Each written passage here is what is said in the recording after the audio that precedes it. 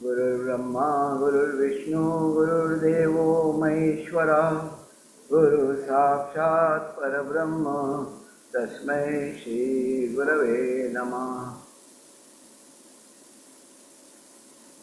सोमवारी आपल्या मुलाखत साधनेला सुरुवात झाली आणि पहिला जो आपला विषय होता तो म्हणजे वंदनीय दादांच्या कार्याची ओळख.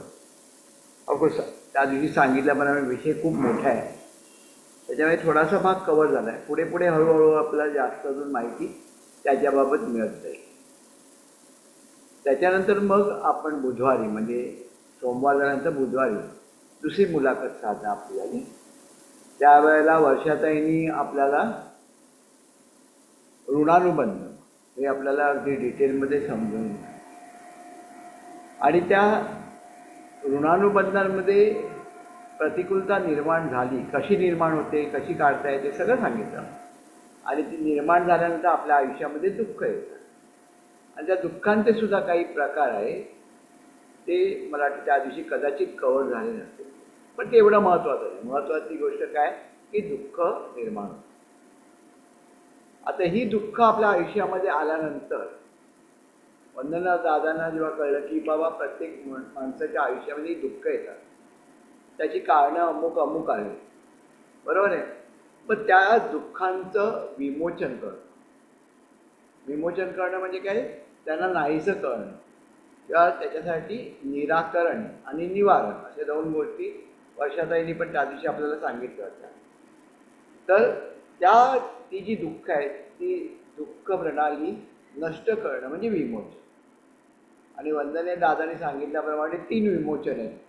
एक म्हणजे कर्मविमोचन, दुसरं म्हणजे वंश विमोचन आणि ऋणमोचन.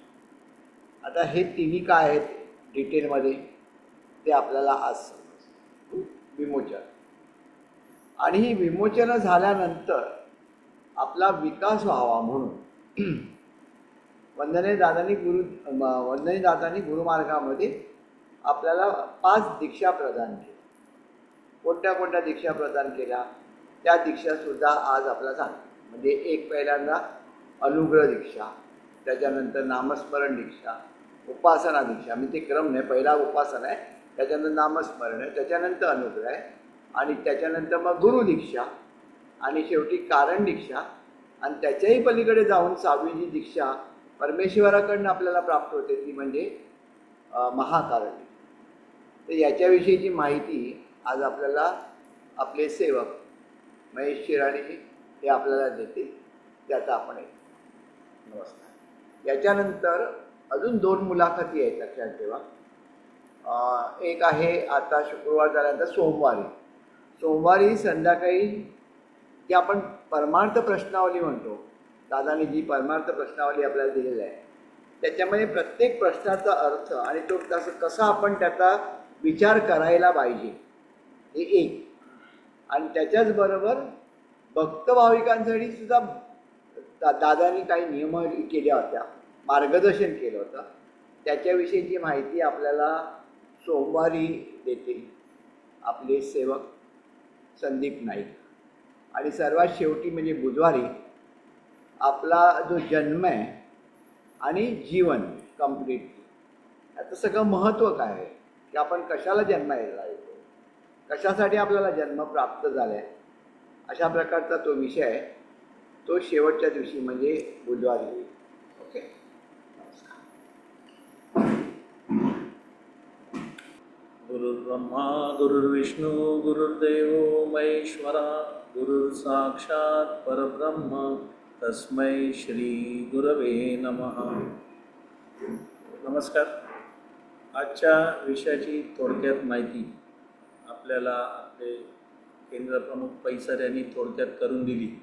आता डिटेलिंगला जे आहे त्या मुलाखतीला मी सुरुवात करतो. आजच्या 2 विषय आहेत, म्हणजे विमोचन म्हणजे आपण गुरुकार्यामध्ये दुःख निवारणार्थ जेव्हा कार्यकेंद्रावर येतो, त्यामुळे आपल्या जीवनात येणारं दुःख दूर करण्यासाठी कोणत्या प्रकारची विमोचनं सुचवली किंवा ती केली गेली आणि त्याच्यानंतर ज्या दीक्षा दिल्या त्याची माहिती आपण घेणार आहोत. विमोचन म्हणजे काय? विमोचन या शब्दाचाच अर्थ म्हणजे काय?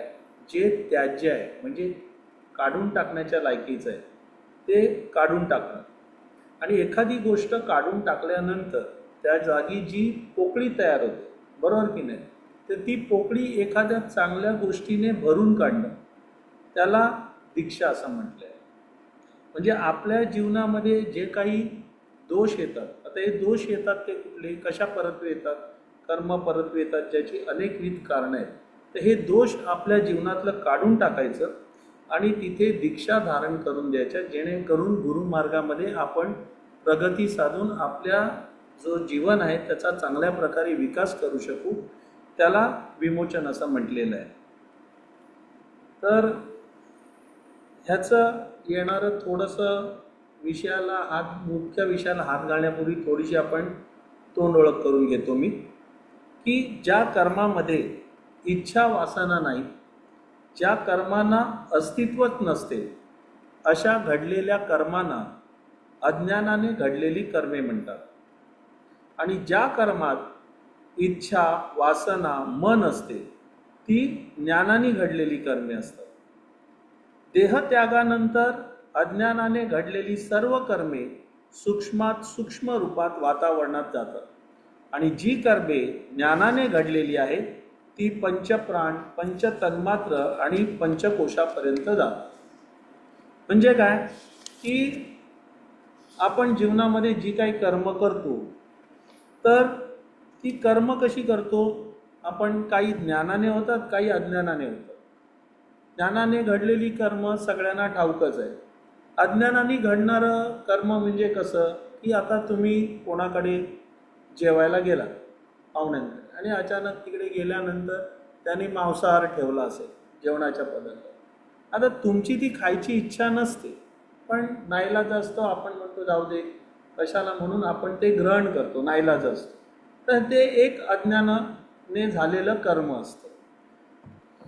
अज्ञानाने घडलेल्या कर्मात चैतन्य नसल्याने त्याचं निरसन सहज करता येते. हे सहज याचं निरसन करता येतं. पण ज्ञानाने घडलेल्या कर्मात चैतन्य निर्माण करून त्याचं निरसन करावे लागते. त्याला विमोचन करणे असं म्हटलं जातं. याचाच अर्थ काय की जे कर्म ज्ञान अज्ञानाने घडतं त्याला आवाहन करणं आणि त्याचं निरसन करणं. आता कसं आहे म्हणजे आपला हा जो देह आहे तो पंचमहाभूत तत्वाने घडलेला आहे. तसंच निसर्गामध्ये पण पंचमहाभूत तत्व आहेत. जर काय निसर्गातील पंचमहाभूत तत्वांमध्ये काही बिघाड झाला तर त्याचे परिणाम आपण काय बघतो? वादळ, पूर, भूकंप अशा गोष्टीने ते व्यक्त होतं. पण ज्या वेळेला आपल्या जीवनामध्ये काही कर्मामुळे म्हणजे या पंचमहाभूत तत्वांच्या बिघाडांमध्ये काही दोष होतो, त्याच्यामुळे आपल्याकडनं काही चुकीची कर्म घडली जातात ज्ञानाने अज्ञानाने. त्यामुळे काय होतं आपल्या जीवनामध्ये अशांतता आपल्याला वाट्यास येते. कुठल्या गोष्टीमध्ये आपल्याला सुख प्राप्त होत नाही, आपल्या वाटेला दुःख येतं. मग आता दुःख आल्यावर काय करतो? बाहेर आपण अनेक साधक पाहतो ज्यांच्याकडे दुःख निवारणार्थ बरेच लोक जातात. हे साधक आलेल्या भक्ताचे कर्म बाजूला करून तेथे आपली कृपा ठेवतात. त्यामुळे या माणसाचं बरेचसे काम होते. आता आपल्याकडे दुःख आलं तर आपण कार्यकेंद्रावर बाकीच्या विविध ठिकाणी आहेत जे काही, त्यांच्याकडे दुःख आणल्यावर म्हटल्यावर दुःख माणसाला हे नसतं. म्हणजे तो कुठेही जिथे बाबा सुख प्राप्त होईल, कोणत्या गोष्टीने प्राप्त होईल अशाच्या ठिकाणी त्याचं तो धाव घेतो. तर तो समजा कार्यकेंद्रावर नसेल अन्य ठिकाणी गेला तर तिकडचे पण साधक काय करतात की त्याचं जे काही कर्म आहे ते बाजूला करतात. म्हणजे मगाशी सांगितलं की जी त्याज्य गोष्ट आहे जी काढून टाकण्यासाठी आहे, म्हणजे जे काही त्याला कर्मामध्ये दोष असल्यामुळे त्याला जे दुःख भोगावं लागते तो काय करतो? ते कर्म, ते दोष तो तात्पुरतं बाजूला करतो. तात्पुरता हा शब्द मी वापरतो इथे. आणि ते म्हणजे काय होतं की ती कर्म त्या माणसाच्या दैहिक वलयाच्या बाजूलाच असतात, पण ते दोष बाजूला झाल्यामुळे त्या माणसाच्या जीवनामधलं दुःख बाजूला होतं. त्याला अपेक्षित जी काही प्राप्ती हवी असते, सुखाची म्हणा किंवा अन्य साधनांची, ती प्राप्ती त्याला होते. अशा वेळेला काय होतं की त्या माणसाला, तो साधक जेव्हा ते दुःख बाहेर बाजूला करतो त्यावेळेला तो काही त्याला उपासना पण करायला सांगतो. बाबा तू हे कर, तू या मंत्राचा जप कर, अमुक ठिकाणी यात्रा कर, तिकडे होम हवन कर, जपजाप्य कर, अशा काही विविध तो त्याला मार्ग सुचवतो आणि त्याप्रमाणे तो करतो. केल्यावरती काय होतं की त्याला तात्पुरतं तेवढ्यापुरतं सुख मिळतं. पण दुःख निवारणार्थ दिलेली जर का ही उपासना त्याने व्यवस्थित केली नाही, त्याच्यात खंड पडला, दुर्लक्ष झालं, तर बाजूला ठेवलेलं कर्म पुनश्च त्याच्या जीवनामध्ये येतात आणि त्याला दुःखाला परत सामोरं जावं लागतं. आता हा झाला दुसऱ्या ज्या काही मार्ग जे जातात साधकांकडे त्याच्यात आणि आपल्या गुरुमार्गांमध्ये फरक सांगतो. परंतु परमपूज्य बाबांजवळ आपण आल्यावर आणि त्यांना आपले दुःख सांगितल्यावर बाबा एकंदरीत कौटुंबिक कर्माचा विचार करतात आणि त्यानुसार विमोचन करतात. त्यामुळे कुटुंबियांच्या एकत्रितपणे सर्व कर्माचे विमोचन व्हायला वेळ लागतो. म्हणजे कसं आहे, ज्या वेळेला हे विमोचनाचं कार्य सुरू होतं, परमपूज्य बाबा वंदनीय दादांकडून हे करून घेत होते, त्यावेळेला बाबांनी दादांना सांगितलं, हे बघ लक्षात ठेवा की आपल्याला दुःख नाही तर दुःखाचं जे मूळ कारण आहे ना तेच आपल्याला नष्ट करायचं आहे, जेणेकरून काय त्याच्या जीवनामध्ये, आपल्या या भक्त भाविकाच्या जीवनामध्ये पुनश्च ते दुःख धारण होणार नाही. आता मागे सांगितलं ना मी की जसं तात्पुरती कृपा त्या जागी ठेवली की त्याला त्या अपेक्षित सुखसुविधाचा लाभ होतो, पण जशा वेळेला तो ती उपासना थांबवतो त्यावेळेला ते दुःख पुनश्च धारण करतो. तर परमपूज्य बाबांनी हे आपल्या मार्गात होता कामा नये. जे काही असेल त्याचं समूळ नष्टच करायला हवं. समजा म्हणजे परमपूज्य बाबांनी वंदनीय दादा सांगितलं की समजा तर एका दगडाच्या पायाला ठेच लागून अंगठा दुखावला, तर त्या अंगठ्याची जखम बरी करू आपण, पण त्यापेक्षा जर आपण तो दगडच बाजूला केला तर तुझ्या त्या वंशातल्या कोणत्याच माणसाला त्या दगडाची ठेच लागणार नाही. म्हणजे काय, मूळ दुःख म्हणजे तो दगडच आपण बाजूला करू. अशा प्रकारची उपाययोजना त्यावेळेपासून परमपूज्य बाबांनी वंदनीय दादांना सूचित केली होती. परमपूज्य बाबांकडे गेल्यावर देखील जेव्हा आपण काही कर्मांना विचारांनी आपल्या जीवनात अस्तित्व प्राप्त करून देतो, तेव्हा बाबांनी आपल्याला जो आशीर्वाद दिलेला असतो तो वातावरणातच राहतो. कारण आपल्या भोवती विचारांचे वलय निर्माण झालेले असते. जोपर्यंत आपण त्या दुःखाबद्दल विचार करायचे सोडून देत नाही, तोपर्यंत बाबांनी दिलेल्या आशीर्वादाला ते वलय भेदून आत येता येत नाही. म्हणजे आता आपण दुःख मांडलं, आपल्याला उपासना जी काही दिली, बरोबर, तर आपला विश्वास हवा. एकदा आपण इथे आलोय ना, आपण आपलं दुःख सांगितलंय ना, तर आपल्या दुःखाचं 100% निरसन होणार. ते दुःख आपल्या जीवनातून निघून जाणार. पण आपण काय करतो, आता कसं होईल, असं होईल का, तसं होईल का, असं करत आपण त्या दुःखाला अजून कुरवाळत बसतो, अजून अपेक्षेचा वलय वाढवतो. आणि हे जे वलय आपल्या देहाच्या वलयाभोवती तयार होतं, त्यामुळे वंदनीय दादानी किंवा बाबांनी जो कृपाशीर्वाद दिलेला असतो तो आपल्यापर्यंत पोचत नाही. आणि मग ते दुःख बाजूला व्हायला, म्हणजे होतं दुःख, पण ते काय होतं, अपेक्षेचं वलय वाढलेले ते आपल्यापर्यंत कृपाशीर्वाद पोचून त्याचं निरसन व्हायला वेळ लागतो. म्हणून आपण सांगतो, जेव्हा एकदा तुम्ही या इथे कार्यकेंद्रावर आलात, एकदा तुम्ही कामकाजाला नाव सांगून तुम्ही सगळ्या गोष्टी मांडून तुम्हाला जी काही उपासना सेवा दिली असेल ती जर काय तुम्ही मनोभावे केली तर हमखास तुमचं दुःख बाजूला होऊन सुखाची प्राप्ती किंवा तुमच्या अपेक्षापूर्ती होण्यास वेळ लागणार. पण आपण तेच करत बसलो की आता धरून झाला कोणाला काही आर्थिक अडचण असेल आणि पगार कमी असेल. आता तो जर काय म्हणाला की अरे बाबा माझा पगार अजून किती होईल, अजून कधी वाढेल, अजून कधी वाढेल. म्हणजे काय आता समजा 15,000 पगार असेल त्यावेळेला तो जे काही दैहिक माध्यमातनं 100% काम करत असेल तर त्याचं आर्थिक फळ फक्त 25% मिळतं. ही कमतरता होती. पण विमोचनानंतर ह्याच 100% मेहनतीचं फळ 100% रीत्याने तुम्हाला प्राप्त होतं. कारण का तुमच्या प्रयत्नाच्या आड जी प्रतिकूलता येत असते ती गुरुने विमोचनाने दूर केली. थोडक्यात ह्याचा अर्थ असा आहे तर आपल्या भोवती विचारांचे वलय निर्माण झालेले असते व जोपर्यंत आपण त्या दुःखाबद्दल विचार करण्याचे सोडून देत नाही तोपर्यंत बाबांनी दिलेल्या आशीर्वादाला ते वलय भेदून आत येता येत नाही.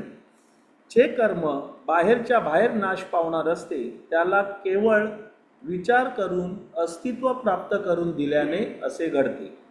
तेव्हा एकदा बाबांपुढे प्रश्न मांडला की त्या प्रश्नाबाबत आपण पुन्हा विचार किंवा विचारणा करायची नाही.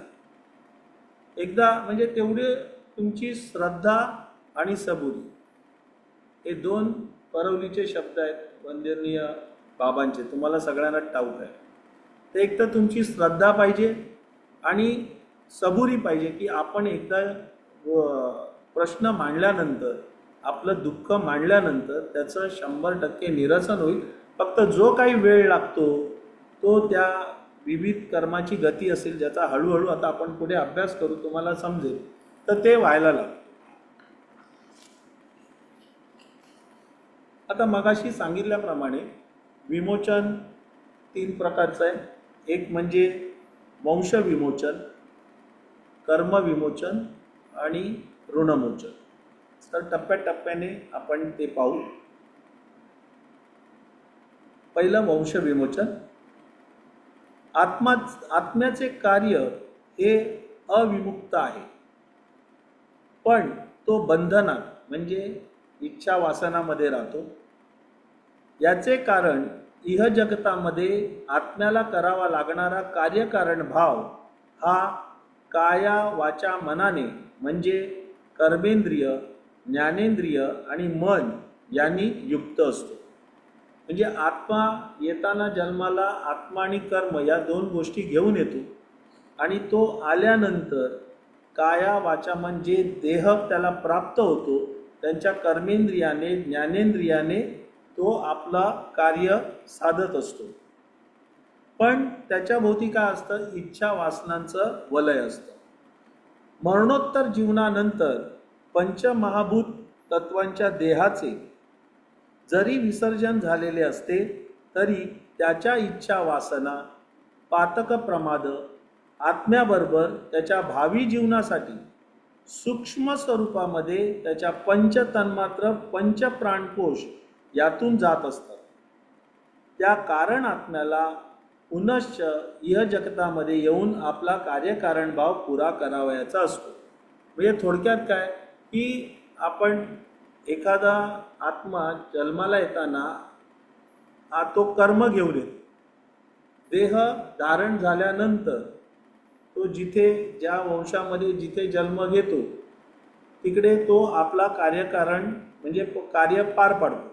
पण हे कार्य घडत असताना त्याच्याकडनं इच्छा वासनेमुळे काही पातक प्रमाद घडली तर ती त्याच्या पंच तन्मात्र आणि पंचप्राणकोश याच्यामध्ये सामावून जाऊन म्हणजे उद्या देह विसर्जित जरी झाला तरी ती आत्म्यासोबत जातात आणि पुन्हा त्या इच्छा वासना आणि पातक प्रमादांचं निराकरण करण्यासाठी त्याला पुनश्च जन्म घेऊन इह जगतामध्ये यावं लागतं. आता पुढे बघूया काय होतं.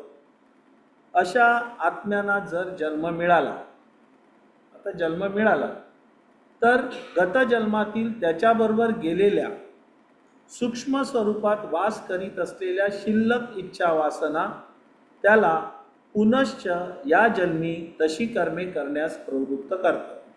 हे आपण सांगतो बा येत काही जाताना आपण समाधानाने जायला हवं, काही इच्छा वासना ठेवू नये. याचं कारण तेच आहे, जर का या तुमच्यासोबत गेल्या, तुमच्या ज्या काही असतील, तर त्या पुनश्च तुम्हाला पूर्ण करण्यासाठी तुम्हाला पुन्हा क्रमप्राप्त जन्म घ्यावा लागतो आणि ज्या काही तुमची पातक प्रमादांची जे काही भोग असतील ते भोगावे लागतात. इच्छा वासना असतील तर त्या पूर्ण करून घ्याव्या लागतात. आता हे करताना जर पुन्हा तुमच्या पूर्वजन्मीच्या सत्कर्मामुळे तुम्हाला चांगला देह प्राप्त झाला तर ठीक, नाही तर काय होतं बघा, तसेच अशा आत्म्याला जर इह जगतामध्ये जन्मप्राप्तीच झाली नाही तर तो आत्मा त्याच्या इच्छा वासनाच्या बंधनामुळे त्याच्याच आधीच्या कुटुंबातील इतर व्यक्तींच्या काया वाचा मनाच्या ठिकाणी, म्हणजे त्या व्यक्तीच्या कर्मेंद्रिय आणि ज्ञानेंद्रियाद्वारा त्याच्या शिल्लक राहिलेल्या इच्छा वासनांची पुनरावृत्ती करतो. आणि ज्या व्यक्तीच्या कर्मेंद्रिय आणि ज्ञानेंद्रियांच्याने तो हे गोष्टी करतो त्या माणसाच्या इच्छा अपेक्षा पूर्णत्वाला जात नाही. विषय समजला का? मी आता एवढं म्हणालो. म्हणजेच धरून चाला की एखाद्या आत्म्याला जर काय त्याच्या इच्छा वासनांमुळे किंवा पातक प्रमाणे जी काही असतील ती तीव्र स्वरूपाची असेल आणि जर काय तो त्याच्याकडे सत्कर्म पुन्हा जन्म घ्यायला, देह धारण करायला अपुरं पडलं तर त्याला मुक्ती मिळत नाही. मग त्याची कर्म तशीच वातावरणामध्ये सूक्ष्म स्वरूपामध्ये राहतात. आता त्याला देह प्राप्त होत नसल्यामुळे त्याला ते करता येत नाही.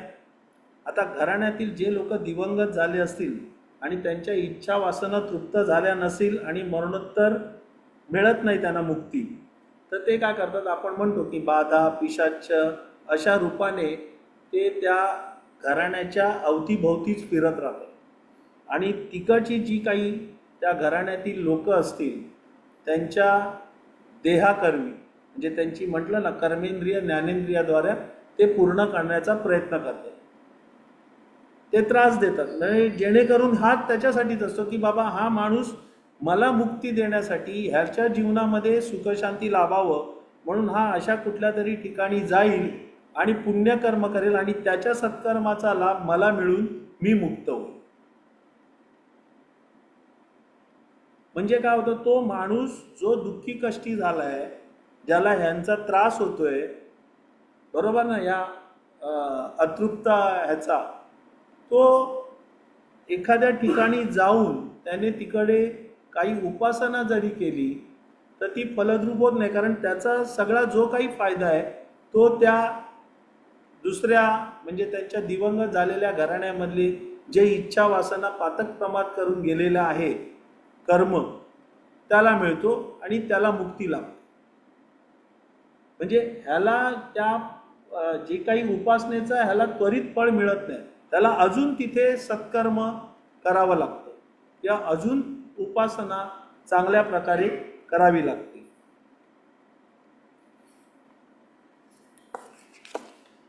त्या दिवंगत झालेल्या व्यक्तींच्या इच्छा वासनांची वलये आपण प्राप्त केलेल्या कृपाशीर्वादावर आघात करतात.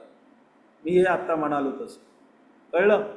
तो त्याला जो काही कृपाशीर्वाद त्याच्या उपासनेने प्राप्त होतो, जो माणूस दुःखी कष्टी होतो आपल्या दिवंगत घराण्यातील काही लोकांच्या पातक प्रमादामुळे, तर त्याच्या कृपाशीर्वादावरती ते आघात करतात.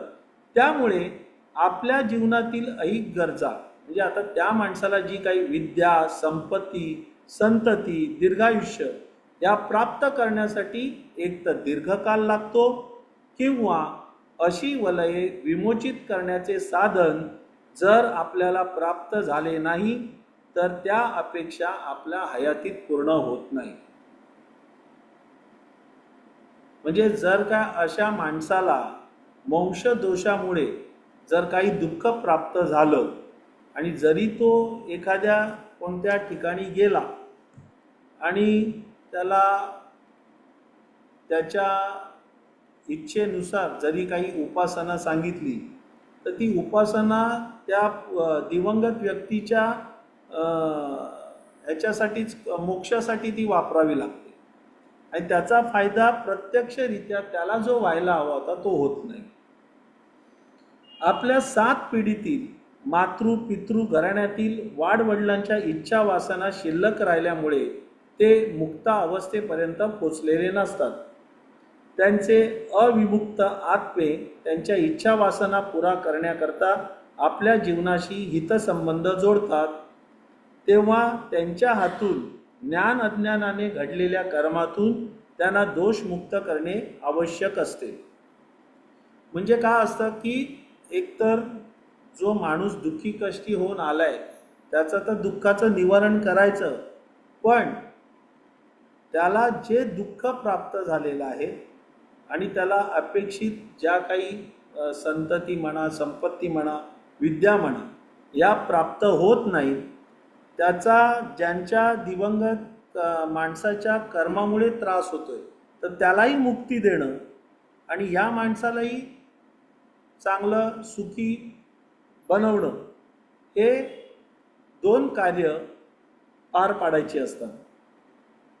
यासाठी सद्गुरू आज्ञेने केलेल्या विमोचनात अशा इच्छा वासनांना पातक प्रमादांना आवाहन करून त्या सूक्ष्म स्वरूपात असलेल्या कर्माचे विमोचन म्हणजे नाश केला जातो. त्या विधीला वंशविमोचन असे म्हणतात. अशा विधीने आत्मा हा मूळ अवस्थेप्रमाणे पुढच्या कार्यासाठी मुक्त होतो. म्हणजे वंशविमोचन कोणासाठी आहे? जो दुःखी कष्टी माणूस आलाय त्याच्यासाठी तर आहेच, पण त्याला ज्यांच्यामुळे त्रास होतोय, जो अविमुक्त आत्मा आहे, तो पूर्वजन्मामध्ये त्यांनी जी काही पातक प्रमादे केली आहेत त्याला देह धारण करता नाही आला म्हणून तो या माणसाला त्रास होतोय, तर त्यालाही मुक्ती देऊन त्याला मुक्त करणं आणि पुन्हा त्याला आत्मा आणि कर्म ही गती प्राप्त करून देणं, याच्यासाठी वंशविमोचन हे आपल्या मार्गामध्ये केलं जातं.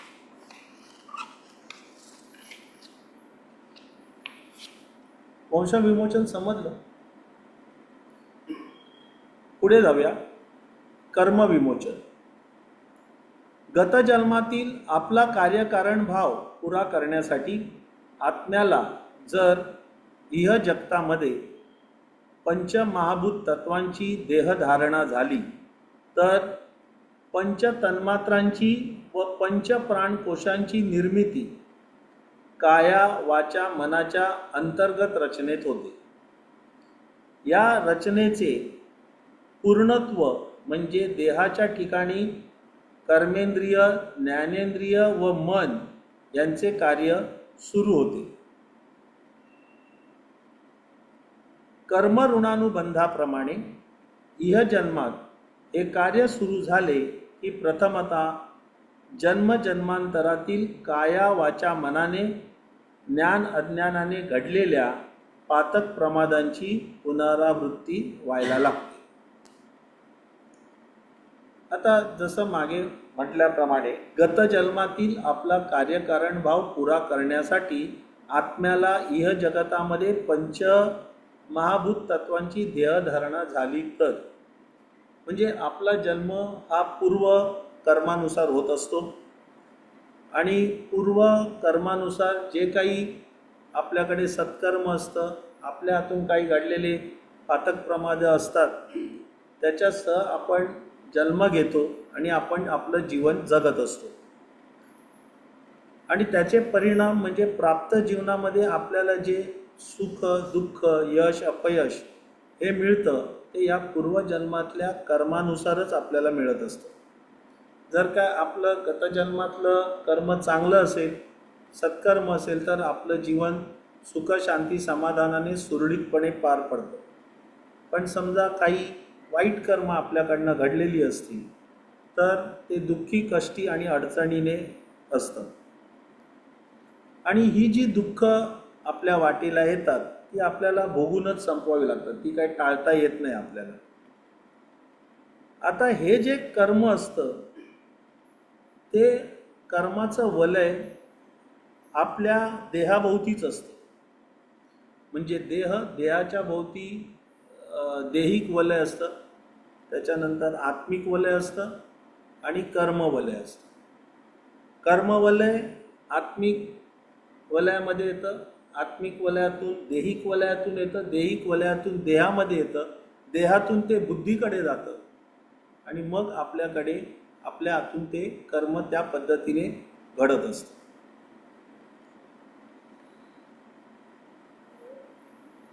त्या पातक प्रमादामुळे पुनरावृत्ती होत असताना आता कर्म ऋणानुबंधाप्रमाणे इह जन्मात कार्य सुरू झालं, म्हणजे काल जे काही असाल तुम्ही कर्म ऋणानुबंध, जे वेगवेगळे जन्मकर्म, जन्मांतर, मातृपितृ, देवादिक इतरे जन्म, तर इह जन्मामध्ये आपण हे सर्व ऋणानुबंध घेऊन आपलं कार्य सुरू झालं तर प्रथमतः जन्मांतरातील काया वाचा मनाने ज्ञान अज्ञानाने घडलेल्या पातक प्रमादांची पुनरावृत्ती व्हायला लागते. म्हणजे जे काही या 5 ऋणानुबंधामध्ये जे काही दोष आहेत, आता दोष काल झाले नसतील, जन्मकर्मातले दोष असतील, कळलं? जन्मांतरामध्ये म्हणजे मागचे अनेक जन्म आपण वेगवेगळ्या पंथामध्ये जन्म घेतलेला असू, वेगवेगळ्या धर्मामध्ये जन्म घेतलेला असू, तिथे काही आपल्या गोष्टी व्यवस्थित आपल्या आचरणाने नीट झाल्या नसतील, मातृपितृ ऋणानुबंध नीट पाळला गेला नसेल, देवादेवकांच्या बाबतीत कुलधर्म, कुलाचार, कुलोपासना या समजा नीट झालेल्या नसतील, तर हे सगळं घेऊन आत्मा जन्म घेतो आणि ज्या वेळेला पुन्हा जन्म घेतल्यानंतर जे काही मागच्या जन्मातील भोग असतील ते घेऊन त्यांची काही पुनरावृत्ती परत या जन्मामध्ये पण व्हायला सुरुवात होते. त्या पातक प्रमादामुळे पुनरावृत्ती होत असताना इह जगतातील मानवांच्या अपेक्षा पूर्ण होण्यास अडथळा निर्माण होतो. अपेक्षित सुख, शांती, समाधान म्हणजे संपत्ती, संतती, विद्या, आरोग्य आणि शांतता या आपल्याला मिळत नाही. वास्तविक आत्म्याने आपला कार्यकारण भाव इह जन्मात पूर्ण करण्यासाठी जरी नवीन कर्मेंद्रिय आणि ज्ञानेंद्रिय आणि मन धारण केले असले तरी जन्मांतरातील पातक प्रमाद या प्राप्त देहाला पुनश्च तशीच कर्म करायला भाग पडतात. म्हणजे आता तुम्हाला नवीन देह धारण झालंय, नवीन ज्ञानेंद्रिय, नवीन कर्मेंद्रिय मिळाले, तर आपण काय म्हणतो, बाबा आता सगळं नवीन मिळालंय तर माझं सगळं जीवन नवीन पद्धतीने सुरू व्हायला पाहिजे. तर ते तसं होत नाही.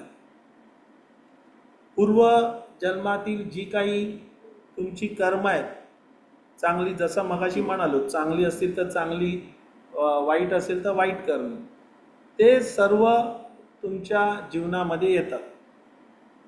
आणि जसं सत्कर्म किंवा दुष्कर्म यांचा जो काही समतोल असेल त्याप्रमाणे तुमच्या जीवनामध्ये सुख, शांती, समाधान किंवा अशांतता निर्माण होते.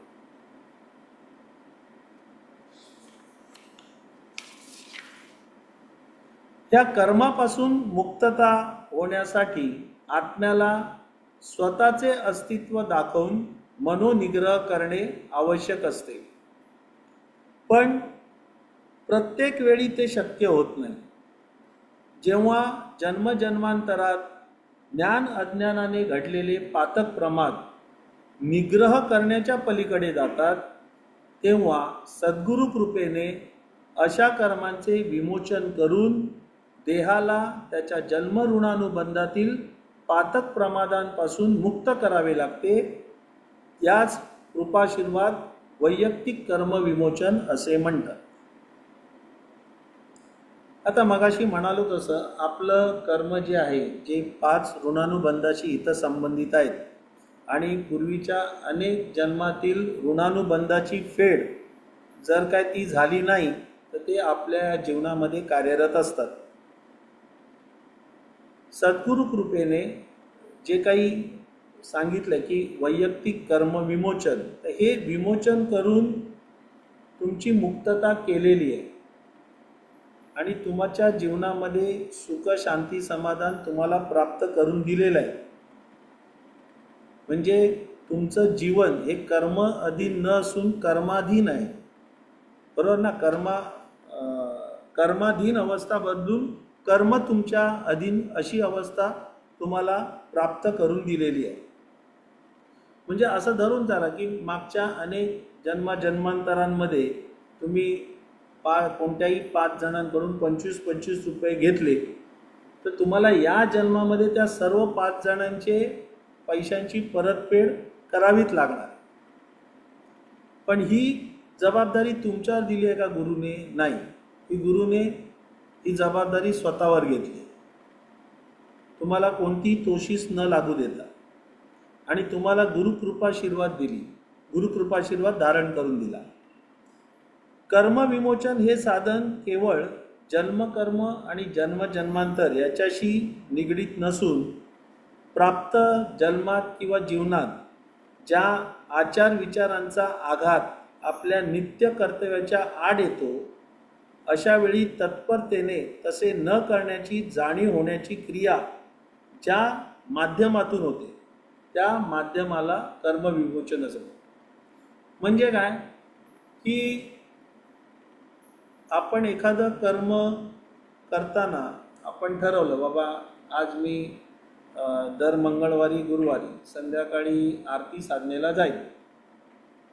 अशा वेळेला नेमकंच मंगळवारी नाही तर गुरुवारी कोणतरी पाहुणे येतात, टी व्हीवर चांगला कार्यक्रम असतो, नाही तर कोणतरी नाटकाची तिकीटं आणून सांगतं नाटक आहे, जवळ आहे, प्रशांत दामलेचं आहे, आपण जाऊया. आणि आपला निग्रह काय असतो की बाबा दर मंगळवारी गुरुवारी मी आरती साधनेला जाईन. आरती साधनेमध्ये सगळं काही समाविष्ट आहे. तिथे गेल्यानंतर माझं विमोचन होतं, माझे प्रश्न सुटतात. त्यामुळे तिथे जाणं गरजेचं आहे, कारण तिकडे गेल्यानंतर माझ्या जीवनामधील जी काही अशांतता आहे ती दूर होणं. पण काय होतं, क्षणिक जर का या त्या मोहाला बळी पडलो तर आपण साधनेला मुकतो आणि त्या गोष्टीला महत्त्व देतो. म्हणून काय होतं की अशा वेळेला मनोनिग्रह करणं फार महत्त्वाचं असतं. एकदा मी ठरवलं आहे ना, मी हेच कर्म करेन, मला हेच करायचं आहे, त्याच्यातून मला सुख शांती समाधान प्राप्त होणार आहे, बरोबर की नाही? तर काही म्हणजे तुम्ही काही आता ओंकार साधना करायच्या वेळेला नेमकं सांगितलं, अरे बाबा जाऊ दे, नाश्ता बनवला आहे, थंड होईल, चहा पिऊन घे मग साधना करणार, काय फरक पडतो? दादानी त्यांना चाड कर्म असं नाव दिलं. नाही बाबा मग झालं ते, आता म्हटलं जाऊ दे, नाश्ता थंड होतोय, चहा पिऊया मग करूया. तर त्याच्यासाठी निग्रह असणं आवश्यक आहे. नाही बाबा मी साधना, माझी ओंकार साधना झाल्यावरच मग तो चहा थंड असो परत गरम करून पिईन, पण मी माझं पहिलं जे ठरवलंय तेच मी करणार. ह्याला वैयक्तिक कर्मविमोचन. ह्याच्यासाठी काही वेगळ्या गोष्टी कराव्या नाही लागत. त्या मनोनिग्रहाने काही गोष्टींचं विमोचन आपल्याला स्वतः करून घ्यायचं असतं. प्रत्येक वेळेला गुरूंवर अवलंबून राहता कामा नये. गुरुने तुमच्या नकळत काही विमोचनं तुमच्याकडनं ते येईल पुढे ज्या दीक्षांच्या ह्याच्यामध्ये तुमच्याकडनं त्या प्रकारे उपासना करून त्यांना मार्गी लावलेलं आहे. तर होतं काय की मन आणि आत्मा याच्यामध्ये द्वंद्व सुरू होतं. हे करू की ते करू, याला महत्त्व देऊ का त्याला महत्त्व देऊ, बरोबर ना? मन सांगतं हे कर, पण आत्मा सांगतो नको करू. कारण जसं सांगितलं ना, स्थूल देह, सूक्ष्म देह, कारण देह, 3 प्रकारचे देह आपले आहेत. स्थूल देहातून काम होतं. मन म्हणजे सूक्ष्म देह, कारण देह म्हणजे आत्मा. तर तो सांगतो बाबा स्थूल देहाकडनं ह्या गोष्टी नको करू. मन सांगतं करू दे, होऊ दे, काय फरक पडतो. तर ह्या गोष्टी टाळता आल्या पाहिजेत आपल्याला. त्याला मनोनिग्रह म्हणतात. नाही तर काय होतं, चुकीचं कर्म म्हणजे ही तर साध्या बाबी सांगितल्या, अशा मध्ये बऱ्याच मोठ्या जीवनामध्ये घडणाऱ्या गोष्टी असतात. आणि कळत नकळत जसं ज्ञान अज्ञानाने एखादं मोठं चुकीचं कर्म आपल्या हातून घडतं आणि ते कर्म संचित स्वरूपामध्ये आपल्या शरीरामध्ये, जसं मगाशी सांगितलं की पंचकोशापर्यंत जाऊन ते धारण होतं. म्हणजे उद्या देह जरी त्याग विसर्जित झाला तरी आत्म्याबरोबर ते प्रवास करतं आणि त्याचे परिणाम परत पुढच्या जन्मामध्ये आपल्याला भोगावे लागतात.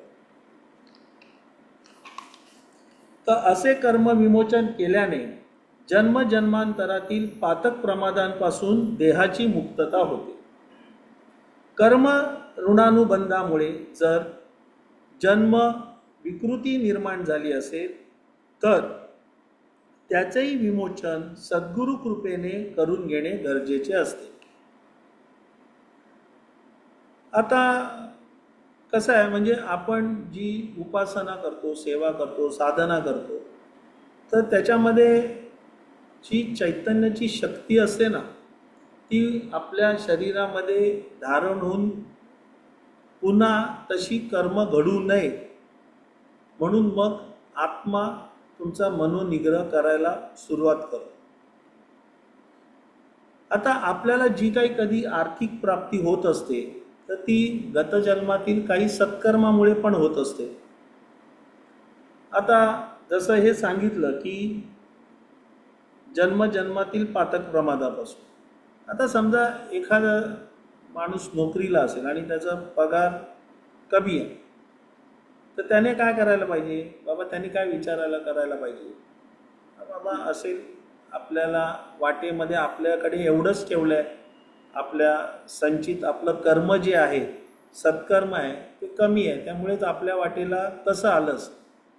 मग काय करायला पाहिजे, आपण आपली उपासना आहे, आपली सेवा जी आहे, साधना आहे, ती अधिक बळकट केली पाहिजे.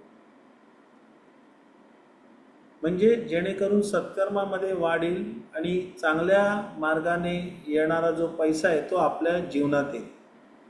पण समजा असा विचार न करता त्याने वाम मार्गाने पैसा मिळवण्याचा प्रयत्न केला तर काय होईल, दुष्कर्मामध्ये वाढ होईल, सत्कर्म अजून कमी होईल. बरोबर की नाही?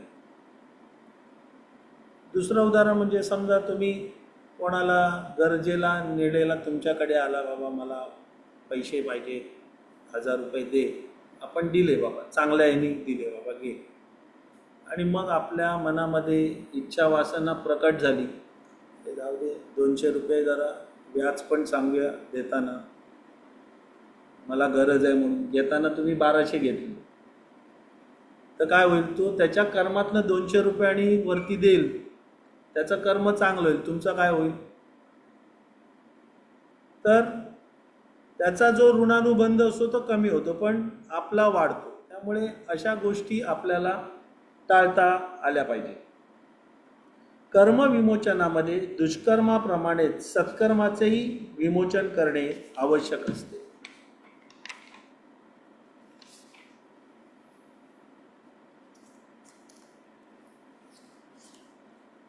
आता तिसरं आहे, हे फार मोठं आहे, म्हणजे ऋणमोचन.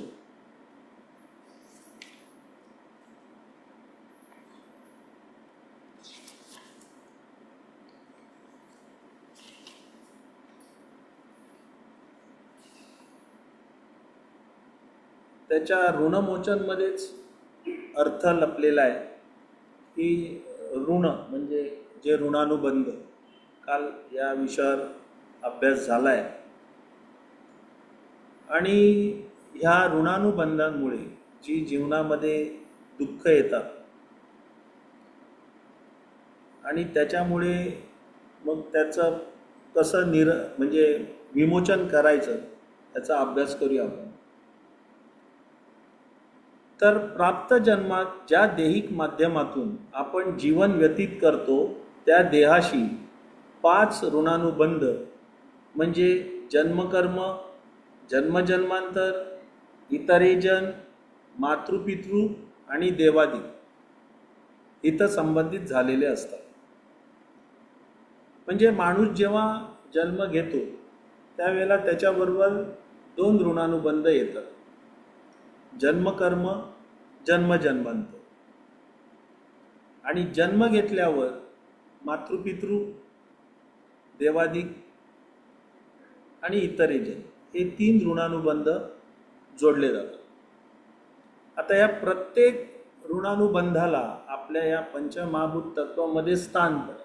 म्हणजे जन्मकर्म नाभीकडे आहे, जन्मजन्मांतर, इतरे जन, मातृपितृ आणि देवादी अशी या ऋणानुबंधांची आपल्या देहामध्ये जागा दिलेली आहे.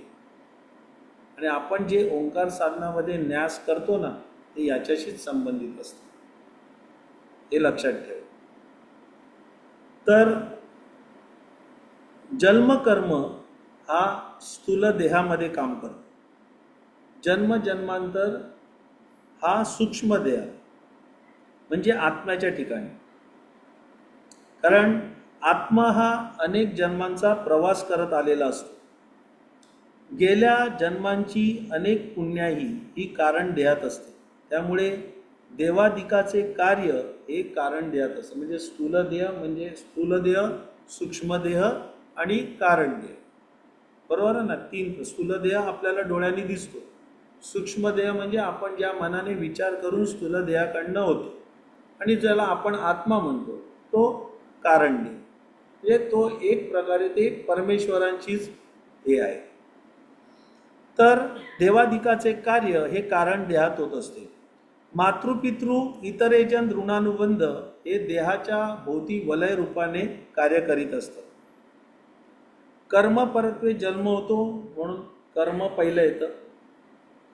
जन्म घेताना आत्मा येतो. आता आत्म्याने बराच प्रवास केला असतो ना, मागच्या अनेकविध तो जन्म घेत आलेला असतो, वेगवेगळ्या धर्मामध्ये, वेगवेगळ्या पंथामध्ये, बरोबर ना, वेगवेगळ्या याच्यामधनं तो जन्म. त्यामुळे तो येताना हे सगळं सार संचित जन्मजन्मांतर घेऊन येतो. ज्या मात्यांपुत्यांमुळे आपला जन्म होतो त्यामुळे मातृपितृ ऋणानुबंध, आणि जे काही सगळे सोयरे आहेत ते इतरेजन म्हणून आपल्याशी संबंधित असतात. आणि ज्या घराण्यात आपण जन्म घेतलाय, ज्या धर्मामध्ये आपण जन्म घेतलाय, तर त्या देवदेवतांशी आपला संबंध जोडला जातो, ते देवादिक.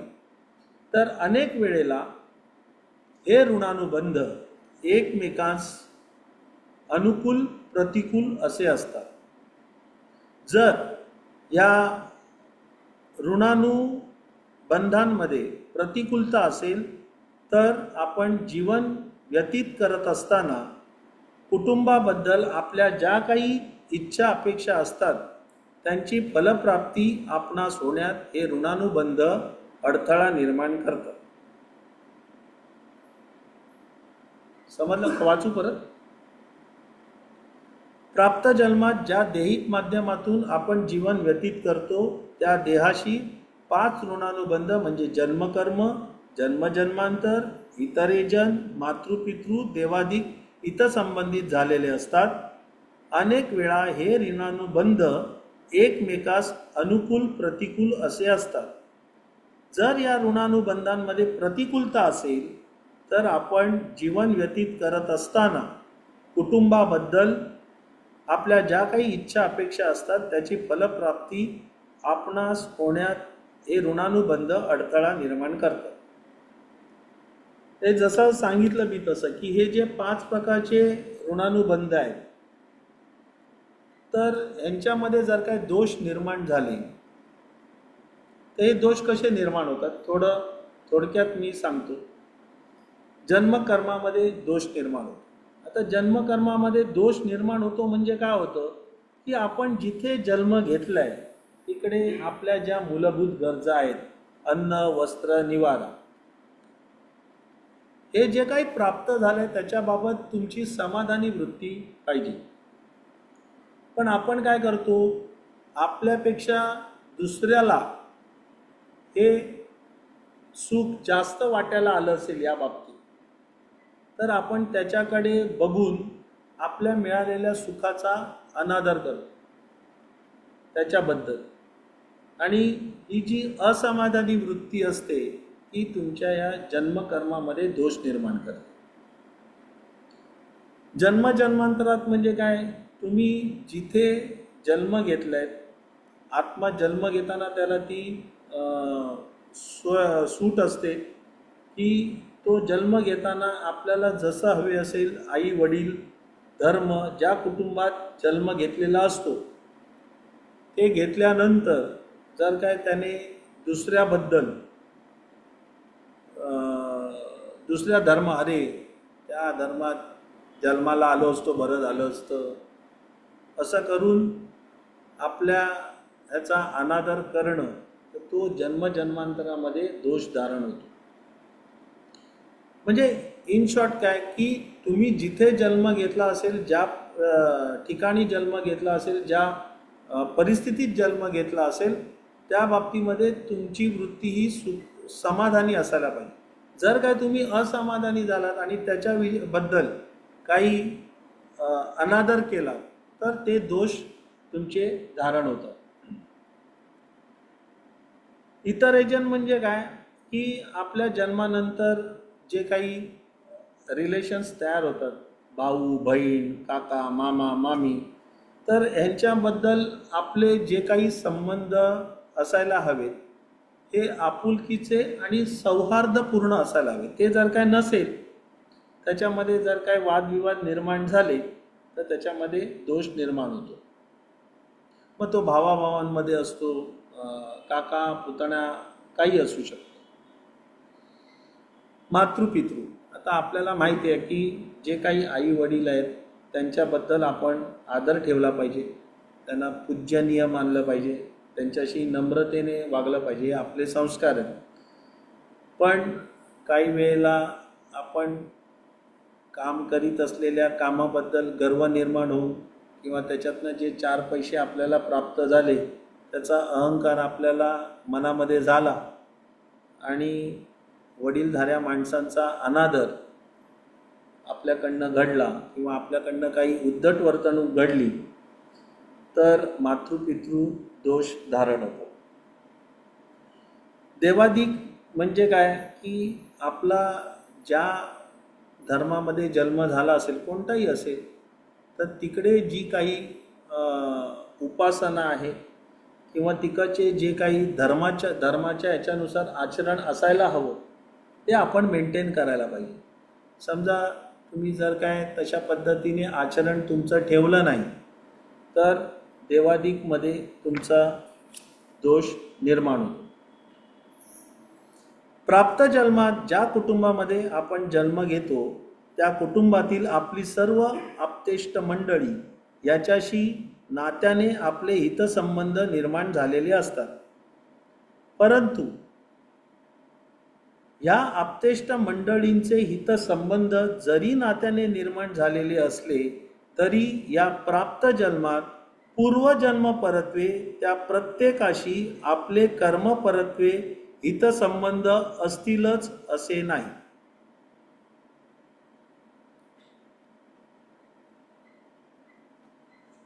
म्हणजे काय की आपण एखाद्या कुटुंबामध्ये जन्म घेतला, थोडक्यात हा इतर जणांशीच संबंधित आहे, कोणी असेल. समजा आता मी या जन्मामध्ये आहे बाबा, माझं मामाबरोबर माझे संबंध बिघडले, त्यांच्याबरोबर भांडणं असेल आणि पराकोटीचं वादविवाद विकोपाला गेले असतील आणि मी जर का दुसऱ्या जन्मामध्ये माझे त्या मामाबरोबर या जन्मामध्ये बरोबर संबंध नव्हते म्हणून ते हितसंबंध दुसऱ्या जन्मामध्ये परत मामाबरोबर वाईटच असतील असं नाही. आपण म्हणतो ना, हा बाबा त्या जन्मामध्ये हा असा असेल ना, आता देणे करून म्हणून माझ्यासमोर उभा राहिला, तर ते तसं नसतं. कळलं? म्हणजे ह्या आप्तेष्ट मंडळीचे हितसंबंध जरी नात्याने निर्माण झालेले असले तरी या प्राप्त जन्मात पूर्वजन्म परत्वे त्या प्रत्येकाशी आपले कर्म परत्वे हितसंबंधी असतीलच असे नाही. किंवा मागच्या जन्मामध्ये चांगले असतील पण या जन्मामध्ये तुमचे बिघडण्याची शक्यता नाकारता येत.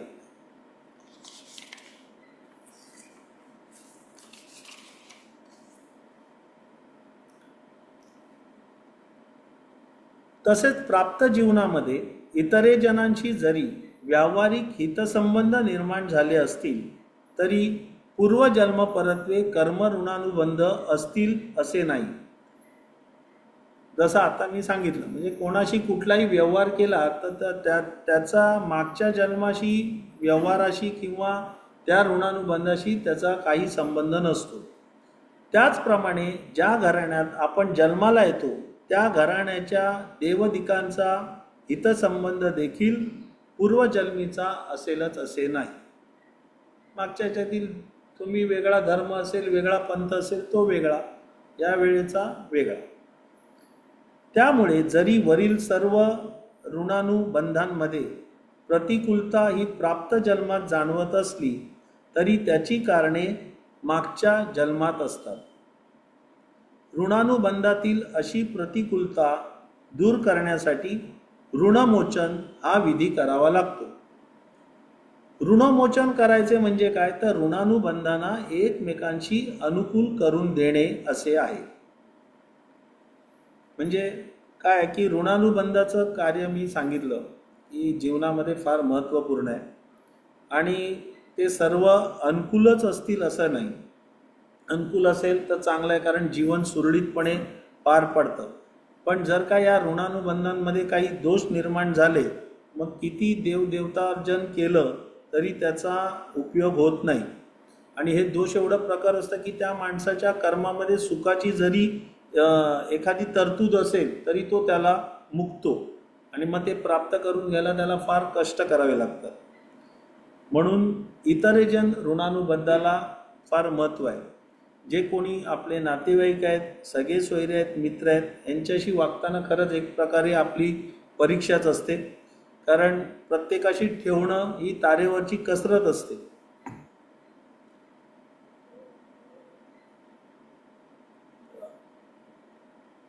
तसेच इतरांच्या जीवनाकडे पाहून जन्मजन्मांतर या ऋणानुबंधामध्ये जर काही दोष आपल्या प्राप्त जीवनात निर्माण झाले असतील तर ते दोष स्वतः विमोचित करायचे असतात. जसं मी मगाशी सांगितलं की तुम्ही जन्म घेतलं दुसऱ्याच्याकडे बघून म्हणा, अरे तो किती भाग्यवान, त्याला सगळं आहे, सोय आहे. ते बाबा त्याचं सत्कर्म आहे, त्या सत्कर्मामुळे त्याचं पूर्वसंचित सत्कर्म चांगलं आहे, त्यामुळे तो आज त्या जीवनामध्ये सुख शांती समाधान अनुभवतोय. आपलं सत्कर्म कमी पडलं, त्यामुळे आपण असमाधानी वृत्ती ठेवून अरे, आणि मग ते त्याला दुःखी कष्टी होणं म्हणत नाही ना. तुम्ही समाधानी वृत्ती असेल तर प्रश्नच येत नाही दुःख मांडण्याचा.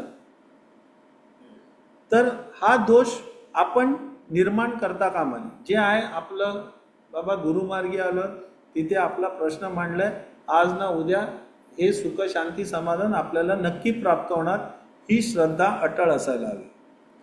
प्राप्त जन्माचे प्रधान कारण म्हणजे जीवनाची सार्थकता करणे.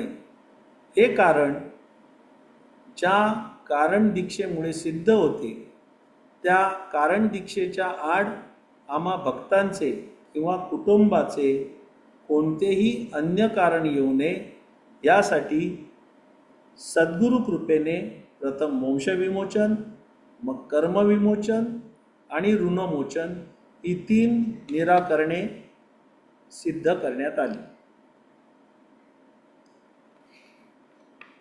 म्हणजे जे काही दोष होते, वंशामध्ये दोष होते, आपल्या कर्मामध्ये जे काही दोष होते, ऋणानुबंधांमुळे जे काही दोष आपल्या जीवनात आले होते, तर आपल्या गुरुमार्गामध्ये वंशविमोचन, ऋणमोचन आणि कर्मविमोचन हे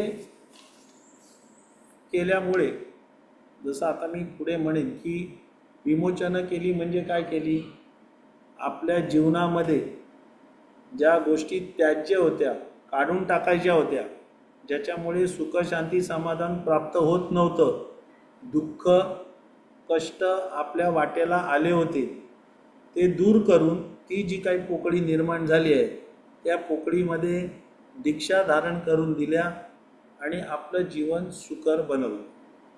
तर हे जे काही 3 विमोचन आहेत ह्या आपल्या झालेल्या आहेत, आपण अनुभवत आहोत. एकदा गुरुकृपेने ही विमोचन झाली आणि आपलं जीवन एकदा शुद्ध करून दिलं तर त्यात पुन्हा दोष निर्माण होणार नाही हे बघणं आपलं कर्तव्य आहे. जर काय आपल्या मिळालेलं सुख हे आपलंच आहे, जर काय असं समजून आपण राहिलो तर गुरुकृपेचा योग्य वापर केला असं म्हणता येणार नाही.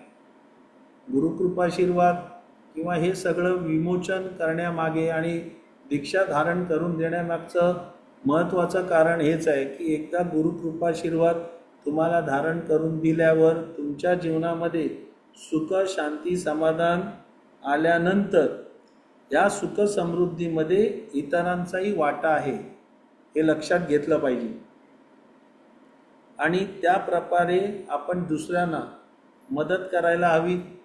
निरपेक्षपणे दान धर्म करायला हवा, ज्याच्यामुळे काय होईल, सत्कर्माची निर्मिती होईल.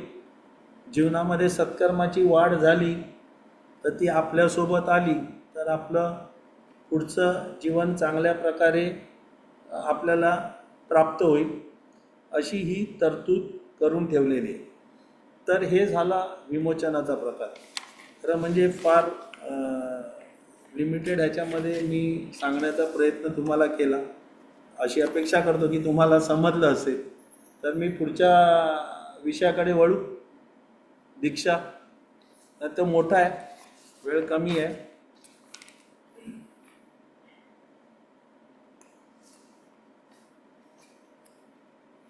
थोडासा फास्ट जाईल.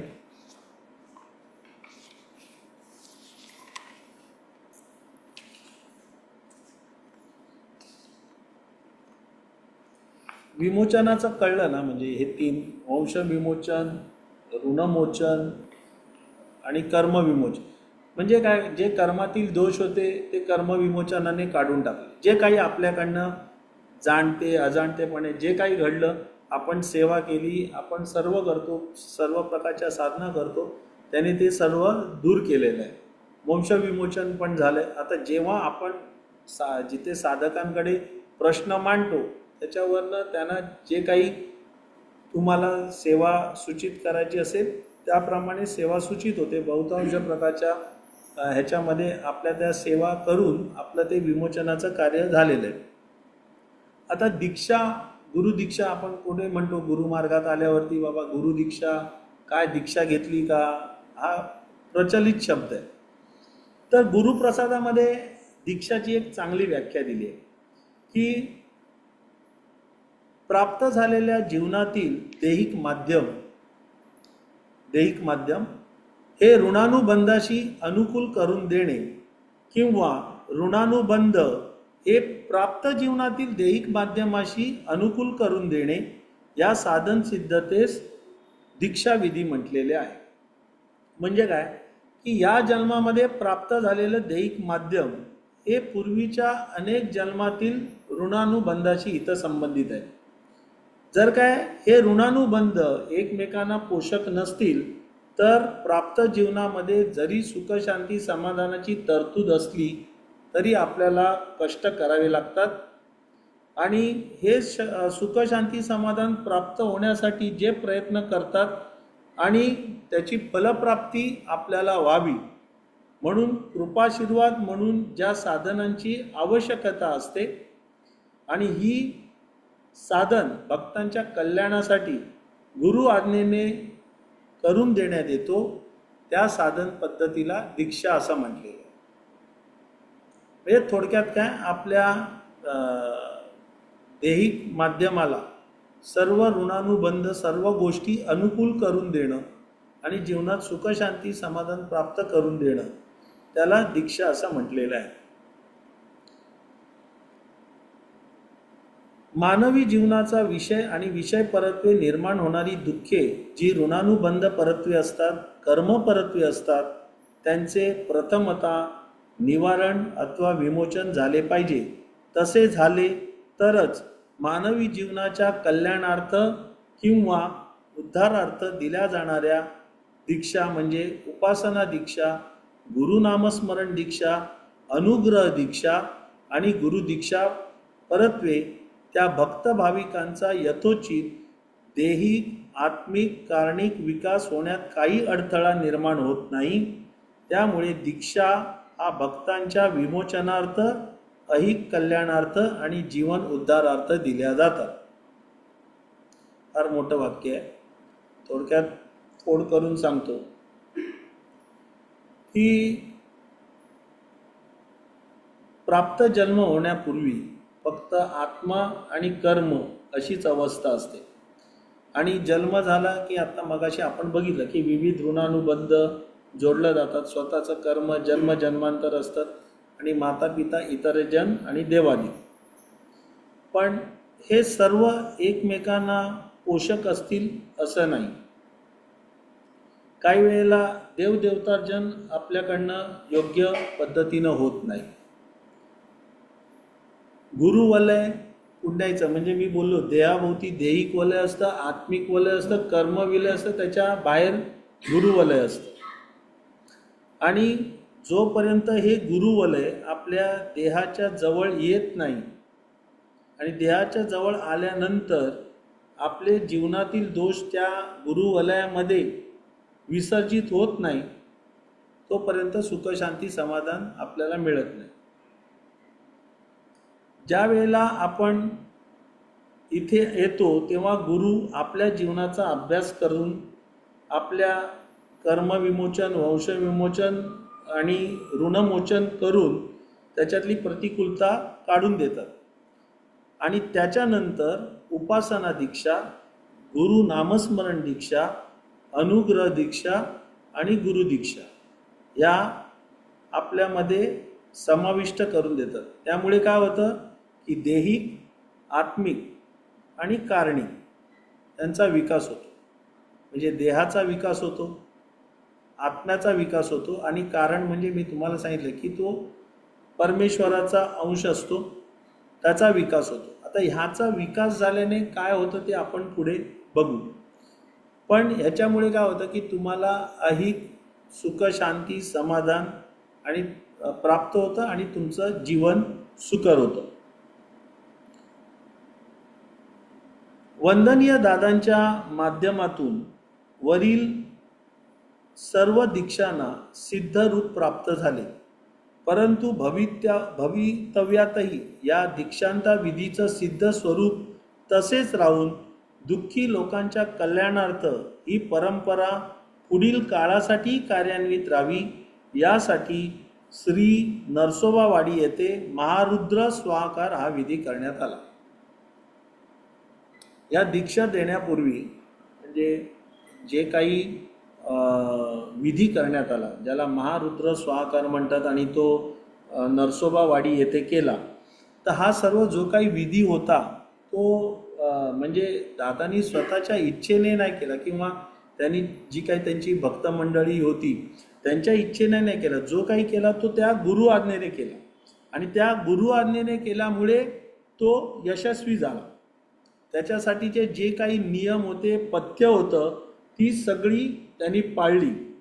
आणि भक्तांची पहिलं जे काही भक्त होते तेव्हा त्यांना वंदनीय बाबांनी परमपूज्य बाबांनी पण सांगितलं किंवा पहिल्यांदी हे तुझ्याबरोबर जे भक्त काम करणार आहेत या स्वाकारसाठी त्यांची पहिली देहिक माध्यमं चांगली बळकट करून घे, त्यांची शुद्ध करून घे, नाहीतर उद्या त्यांना त्रास होईल. आणि त्यांना पण काही उपासना त्यावेळेला वंदनीय दादांनी सूचित केल्या होत्या आणि त्याचं पालन कर, कारण नुसतं सांगून होत नाही, ते त्यांनी केलं की नाही याची सुद्धा खातरजमा वंदनीय दादांनी केली होती. तर हे करण्याचं कारण काय माहिती आहे की ज्या वेळेला हा महारुद्र स्वाकार होत होता म्हणजे त्यावेळेला तिथे सगळं होम हवन जिकडे चालू असेल, वंदनीय दादा उठून बाहेर मंडपाच्या दाराजवळ जायचे, परत यायचे. तर दीपक दादांना काय वाटलं, बहुतेक दादांना चहा वगैरे हवा असेल म्हणून ते उठत असतील. तर त्यांनी कारण विचारलं, बाबा दादा तुम्ही सारखं उठून जाताय, काय हवं आहे का? तर त्यांनी तेव्हा सांगितलं, अरे बाबा की या मंडपाच्या बाहेर, कारण हे जे आपण करतोय महारुद्र स्वाकार जो सगळ्या भावी काळासाठी, भावी पिढीसाठी, पण बाहेर, याच्या बाहेर परलोकामधला मोठा गट येऊन उभा आहे. याच्यामध्ये असे काही लोक आहेत की आज त्यांचे पूजा म्हणजे फोटो करून ते पूजनात आहेत, त्यांच्या नावाने उत्सव साजरे होत आहेत, पण त्यांना मुक्ती मिळाली नाही. का मुक्ती नाही मिळाली? कारण त्यांनी त्यांचे जे भक्त होते, त्यांचे जे शिष्यगण होते, त्यांच्या दोषांचं कोणतेही विमोचन न करता त्यांना दीक्षा प्राप्त करून दिली. आणि त्यांच्या जे काही आता आपण अभ्यास केला, वंशविमोचन, कर्मविमोचन, ऋणमोचन, यांचं विमोचन न झाल्यामुळे त्यांची कर्तव्य तशीच राहून गेली. आणि त्याचं काय झालं? त्यामुळे त्यांना धड वरती पण मुक्ती नाही, खाली पण मुक्ती नाही, देह पण धारण करतायत, आणि ते मुक्त होत नाही, म्हणून त्यांना दीक्षा देणारे ते पण तसेच थांबले. म्हणजे हे जो होता की दीक्षांत विधीचं सिद्ध स्वरूप तसंच राहून दुःखी लोकांच्या कल्याणार्थ ही परंपरा पुढील काळातही कार्यान्वित राहावी म्हणून हा विधी करण्यात आला.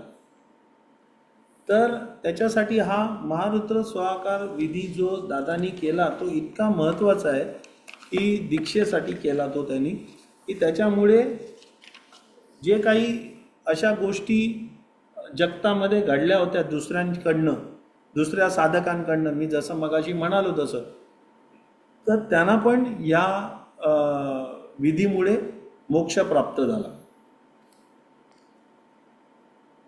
आता काय होतं, दीक्षा धारण होण्यासाठी काया, वाचा, मन याचा विचार करावा लागतो.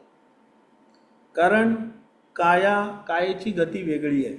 म्हणजे पहिल्या संमेलनामध्ये कायेची गती वेगळी आहे, वाचेची गती वेगळी आहे, मनाची गती वेगवेगळी आहे. आणि ही जर काय गती एक समान नसेल, वेगवेगळी असेल, तरी पण आपल्याला जीवनामध्ये दुःख भोगावी लागतात. त्यामुळे प्रथम विमोचन करावं लागतं आणि मग दीक्षा दिली तर या काया, वाचा, मनाची गती एक समान होते आणि मग हळूहळू आपली प्रगती होते. जर काय विमोचन न करता दीक्षा दिली तर ती जी शक्ती असते ती ह्या प्रतिकूल कर्माला प्राप्त होते आणि ते प्रखर होतं. त्याचा फायदा मग होत नाही. त्यामुळे पहिलं विमोचन केलं आणि मग दीक्षा धारण करून दिलेले आहेत तुम्हाला. हा फार महत्त्वाचा सिद्धांत याच्यामध्ये आहे.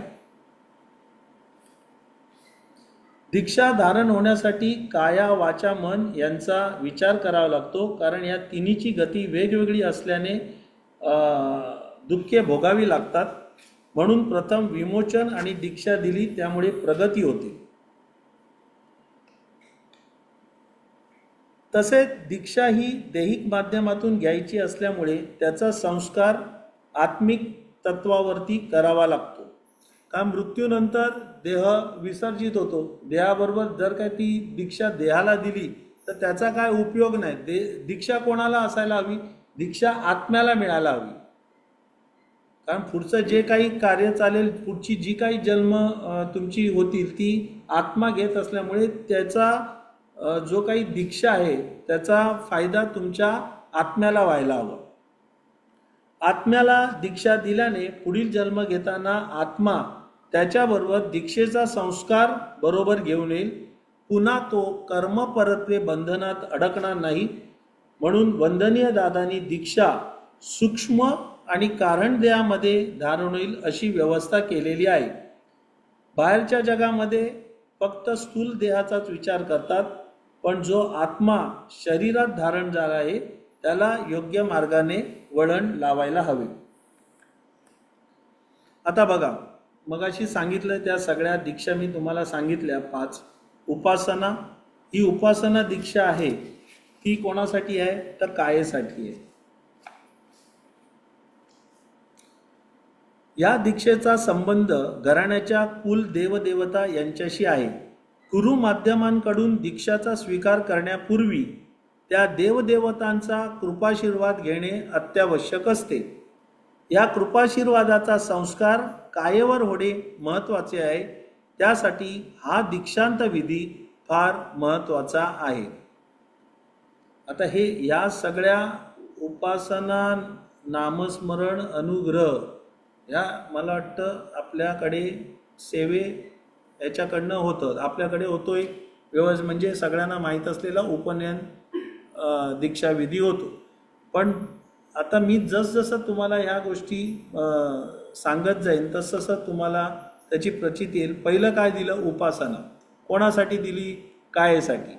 कशासाठी दिली? तर तुमचं जे काही कुलदैवत, कुलोपासना, बरोबर की नाही, कुलाचार जो काही तुम्ही करायला हवा होता तो तुमच्याकडनं नीट न घडल्यामुळे तुम्हाला जीवनामध्ये जी काही संकट आली, ज्या दोषांचा सामना करावा लागला, कळलं, तर त्याच्यासाठी पहिली ही दीक्षा तुम्हाला दिली. का? तर घराण्याच्या कुलदेवदेवतांचे आशीर्वाद हे जीवन सुखी होण्यासाठी आवश्यक असतात. किंबहुना त्याची निर्मिती, कुलदेवदेवतांची नेमणूक ही त्यासाठीच केली गेलेली आहे. आणि आपल्याला जे काही इष्ट हवे आहे ते सर्व देणाऱ्या हे त्याच असतात.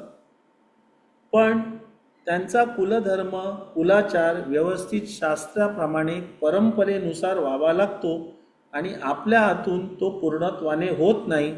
काही ना काही त्यामध्ये त्रुटी राहून जातात आणि हळूहळू जन्मामध्ये अडचणी, संकटे आणि दुःखे येतात. समजलं? उपासना दीक्षा म्हणजे काय? पहिलं तुम्हाला कुलदेवदेवताचं म्हणजे त्यांचे कृपाशीर्वाद प्राप्त करून देणं महत्त्वाचं असतं, म्हणून सुरुवात तिथून केली. म्हणजे त्यामुळे काय झालं बघा, ही दीक्षा आपल्याला म्हणजे प्राप्त झाली म्हणजे तर काय होतं, या दीक्षेचा संबंध कायाशी निगडीत असल्यामुळे देहाला एक वळण लागते, सेवेमध्ये नियमितपणा येतो. आपण नियमित वेळी, नियमित ठिकाणी, नियमित सेवा करायला लागतो. पूर्वी आपण केव्हाही उठत असू, केव्हाही कशाही प्रकारे पूजा करून जात होतो. पण आता काय करतो आपण? चांगली फुलं आणतो, आठवणीने आणतो, निवडतो, फ्रीजमध्ये ठेवतो, निरंजन चांगलं पितांबरीने घासून ठेवतो, लख्ख चांगलं बाजारात जाऊन बाबा कुठली चांगली अगरबत्ती आहे सुवासिक ती घेऊन येतो, गंधाची डबी घेऊन येतो. करतो की नाही? सगळं केलं की नाही आता? आणि आता आपण त्याच गोष्टी पाळतो की नाही? तर ह्या गोष्टी नकळत आपल्यामध्ये रुजवल्या जातात आणि आपल्यामध्ये हे बदल व्हायला लागतात. पूर्वी काय आपलं घेतलं, आता काय निरंजन पेटवलं तर हळद लावणार, त्याला कुंकू लावणार, बरोबर की नाही? सगळं करतो की नाही? हा फरक घडतो आणि नकळत घडतो. हे महत्त्वाचं. तुम्हाला उद्या कोणी सांगितलं नाही हे असं असं करणार नाही. पण याच्यामुळे आपल्या शरीराला, आपल्या कायेला एक सवय लागते, बरोबर? पूर्वी बाबा कामावर जायचं होतं, 6-6:30ला उठून 8ला निघून जात होतो. आता काय करतो? 5:30ला उठतो. का? अरे बाबा पूजा करायची आहे, साधना करायची आहे. कळलं ना? हे बदल असतं. पुढच्या याच्याकडे जातो. नामस्मरण. वाणी माध्यमाच्या विषय परत्वे क्रियांचा हितसंबंध परा, पश्यंती, मध्यमा, वैखरी या अवस्थांची असतो. अशा स्वाभाविक क्रिया वाणीला प्राप्त करून देण्यासाठी आणि त्यांची अनुभूती घेण्यासाठी हा दीक्षांत विधी आवश्यक असतो. तर तुम्हाला माहीत आहे की नामस्मरण, आपल्याकडे एकच नामस्मरण आपल्याला सांगितलेलं आहे, आणि ते म्हणजे कुठलं? ओम श्री साईनाथाय नमः. आता हे नामस्मरण पण वंदनीय दादांनी अतिशय विधीपूर्वक आणि कष्टानं सिद्ध केलं आहे. ओम श्री साईनाथाय नमः हे फक्त नामस्मरण केलं तर आपला उद्धार निश्चित आहे. समाजामध्ये प्रत्येकाशी आपली बंधुत्वाची भावना वाढीस लागते, बरोबर की नाही? आणि सगळ्या गोष्टी रीतसरप्रमाणे जागू म्हणजे तशा ठेवल्या जातात. आता ह्याचं काय म्हणणं आहे की परा पश्यंती मध्यमा वैखरी म्हणजे काय? तर आपल्याला म्हणजे आता नामस्मरण आणि जप याच्यामध्ये फरक आहे. जप कुठेही ट्रेनमध्ये बसले, बसमध्ये बसले, ते मशीन दाबून किंवा माळ ओढून केला तरी चालतो, त्याला जप म्हणतात. नामस्मरण तसं नाही. नामस्मरणाला काय आहे? संथ आहे. आपण कसं म्हणतो का बसमध्ये नाही, आपण साधनेला बसल्यावर कसं 5 सेकंदाचं आहे, ओम श्री साईनाथाय नमः, ते नामस्मरण. त्याला एक संथ आहे, त्याला एक लय आहे. आता हे कशाशी निगडीत आहे? तुमच्या वाणीशी. आता जी मी बोलतोय ती वैखरी वाणी, पण आपण मग मनामध्ये हळूहळू मग काय होतं, पहिल्यांदा मोठ्याने बोलत असतो, मग हळूहळू पुटपुटायला लागतो. म्हणजे वैखरीची मध्यमामध्ये परावर्तन होतं, मग अजून थोडं शांत होतं. पश्यंती पुटपुटावं पण नाही लागत, मनातल्या मनात होऊन जातं. आणि परा ही साध्य नाही आपल्याला या जन्मात तरी. असं म्हटलं जातं परा ही वाणी फक्त संत तुकाराम महाराजांना सिद्ध होती, की त्यांनी नुसतं एवढं जरी केलं तरी विठ्ठल नामाचा गजर सगळ्यांकडनं आसमंतामध्ये करून घ्यायची त्यांची ताकद होती. तर ही परावाणी सिद्ध व्हायला नाही. आत्तापर्यंत आपण वैखरी मध्यमा पश्यंतीपर्यंत जरी आपला स्वतःचा विकास करू शकलो तरी चिकार आहे. तर ही अनुभूती येण्यासाठी नामस्मरण ही दीक्षा आपल्याला दिलेली आहे. दुसरा काय? अनुग्रह. म्हणजे कोणासाठी आहे? मनासाठी. मनाचा कार्यकारण भाव हा जन्मकर्म आणि जन्मजन्मांतर. जन्मकर्म म्हणजे स्थूलदेह, जन्मजन्मांतर म्हणजे सूक्ष्मदेह यांच्याशी संबंधित असतो. काही वेळा या दोन्ही देहातून निर्माण होणारे विचार हे एकरूप होत नाही. मगाशी मी सांगितलं मन आणि आत्मा यांच्यामध्ये थोडीशी चढाओढ लागते, पण मन एकाग्र होणं आवश्यक असते. पण गुरु हा विषय सूक्ष्म देहाच्या ठिकाणी परिचित करून दिला. तसेच गुरुशक्ती साधकाच्या काया वाचा मनाशी एकरूप होणे गरजेचे असते. यासाठी अनुग्रह दीक्षेचं महत्त्व आहे. थोडक्यात सांगतो. म्हणजे काय होतं माहिती आहे, गुरुमार्गात आल्यानंतर आपल्याला जे काही मार्गदर्शन केलं जातं, म्हणजे जे सांगितलं जातं, आपल्याला त्याप्रमाणे आपली वर्तणूक ठेवायला सांगितली जाते आणि त्यानुसार त्याचा आपण अवलंबन करतो. तीच अनुग्रह दीक्षा. म्हणजे ह्याचा संस्कार हा आपल्या मनावर होतो. ही दीक्षा धारण झाल्यावर काय होतं, म्हणजे आपण व्यवस्थितपणे पूजा अर्चा करायला लागलो, व्यवस्थितपणे साधना करायला लागलो, आरती साधना करायला लागलो, तर काय होतं, ही आपण हळूहळू गुरुमार्गामध्ये स्थिर व्हायला लागतो.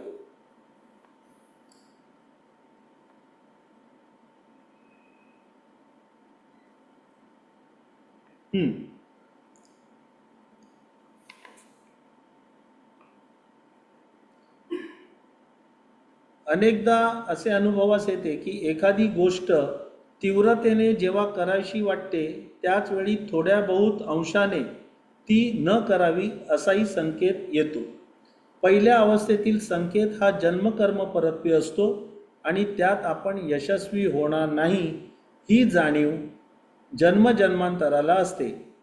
आणि ही जाणीव स्वरूपात हा संकेत देह माध्यमाकडे पाठवतो आणि दोन्ही अंदाजाशी हितसंबंध असणारे मन हे एका विषयाशी एकाग्र होणे आवश्यक आहे. म्हणजे जर काय आपण गुरुची जर काय व्यवस्थितरित्या उपासना करायला लागलो तर हे जे काही दोन प्रकारचं द्वंद्व असतं ते निर्माण होत नाही. बरोबर ना? गुरु हा विषय प्रधान बनला जातो आणि मन ह्या एकाच ठिकाणी आपलं एकाग्र होतं आणि त्याप्रमाणे आपल्या सर्व आचार विचारामध्ये फरक पडतो. आता बघा काय काय होतं. स्थूलबुद्धी स्थूलमन म्हणजे जे आहे ते यांच्यात समतोल करण्याचं कार्य कोण करतं? उपासना आणि नामस्मरण. सूक्ष्म बुद्धी म्हणजे सूक्ष्म देह, सूक्ष्म बुद्धी, सूक्ष्म मन यांचे जीवनात घडवण्याचं कार्य हे अनुग्रह दीक्षा प्राप्त झाल्याने होतं. म्हणजे जशा उपासना आणि नामस्मरण केल्यानंतर, अनुग्रह दीक्षा दिल्यानंतर तुम्हाला तुमचं मन स्थिर होतं, दोन्ही बुद्धी आणि मन. उपासना, नामस्मरण, अनुग्रह दीक्षा प्राप्त झाल्यानंतर जीवनास आकार येतो. म्हणजे या 3 गोष्टी सुसंबंध रीतीने आपल्या जीवनामध्ये प्रवाहित लागल्यानंतर आपल्या जीवनामध्ये एक स्थिरता येते. आता पुढे काय होतं मग? गुरुदीक्षा. पहिल्या 3 दीक्षेने अनुक्रमे काया वाचा मनामध्ये स्थित्यंतर झालं, बरोबर ना? पूर्वीच्या आपल्या आचारा विचारामध्ये आणि आत्ताच्या आचारा विचारांमध्ये फरक पडलेला हा प्रत्येकालाच जाणवला असेल, बरोबर की नाही? समजा मुलाकडनं काही चूक झाली तर खेकसत असू, ओरडत असू. आता आपण काय म्हणतो, अरे बाबा असं नको करू, असं असा त्रास होईल. हा आपल्या भाषेमध्ये, आपल्या वाणीमध्ये पडलेला फरक असतो, बरोबर की नाही? कामाच्या ठिकाणी असो, घरी असो, आपल्या वर्तणुकीमध्ये जो स्थित्यंतर झालं असेल ते समोरच्याला कळतं, आपल्याला कळत नाही पण समोरच्याला कळतं. कुटुंबातल्या लोकांना तर लगेच कळतं. तर काया वाचा मनामध्ये स्थित्यंतर झाल्यानंतर ही दीक्षा दिली जाते. या दीक्षेने काय होतं तर पारमार्थिक अवस्थेचा प्रारंभ होतो. म्हणजे काय होतं की काया वाचा मनाने आपण देवाला मारलेली हाक आणि देवाने दिलेली आपल्याला कृपा, आशीर्वाद हा आपल्यापर्यंत पोचायला सुरुवात होते. आता देव का समोर येऊन सांगणार ना, हा बाबा केलं रे, तुझं ऐकलं, असं होत नाही. पण ह्याची प्रचिती आपल्याला हळूहळू येऊ लागते.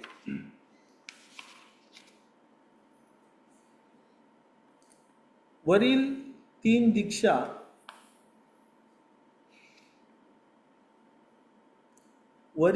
दीक्षा प्राप्त करताना, परमेश्वर सेवेत चिंतनात व्यतीत करताना जो पुण्यसंचय झालेला असतो तो सिद्ध करून कार्यान्वित करण्यासाठी ही दीक्षा देण्यात येते. म्हणजे काय होतं की पहिल्या 3 दीक्षांनी काय करतात, तुम्ही जी काही भक्ती करत होतात त्याला एक प्रकारे आकार येतो, गुरुदीक्षेने तो साकार केला जातो आणि त्याचा लाभ हा इतरांना मिळायला सुरुवात होते.